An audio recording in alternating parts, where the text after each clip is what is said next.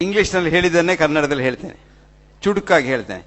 ಅಷ್ಟು ಉದ್ದ ಹೇಳೋದಿಲ್ಲ, ಯಾಕಂದ್ರೆ ನನಗೆ ಹಸಿವಾದ ನಿದ್ರೆ ಬರ್ತದೆ.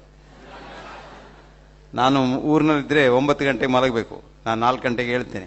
ಹಾಗಾಗಿ 9 ಗಂಟೆ ನಂತರ ನಾನು ಈವ್ನಿಂಗ್ ಫಂಕ್ಷನ್ಸ್ ಹೋಗೋದೇ ಇಲ್ಲ, ಯಾಕಂದ್ರೆ ಹೋದರೆ ನಿದ್ರೆ ಬರ್ತದೆ. ನಿದ್ರೆಯಲ್ಲಿ ಏನು ಮಾತಾಡ್ತಾರೆ ಗೊತ್ತಾಗೋದಿಲ್ಲ.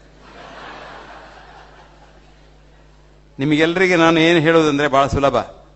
ನಿಮಗೆ ಆರೋಗ್ಯದಲ್ಲಿರಬೇಕಾ, ಎಲ್ಲರನ್ನು ಪ್ರೀತಿ ಮಾಡಿ. ಅನಾರೋಗ್ಯದಲ್ಲಿರಬೇಕಾ, ದ್ವೇಷ ಮಾಡಿ. ಈ ದ್ವೇಷದಷ್ಟು ದೊಡ್ಡ ಅನಾರೋಗ್ಯಕ್ಕೆ ಕಾರಣ ಬೇರೆ ಇಲ್ಲ.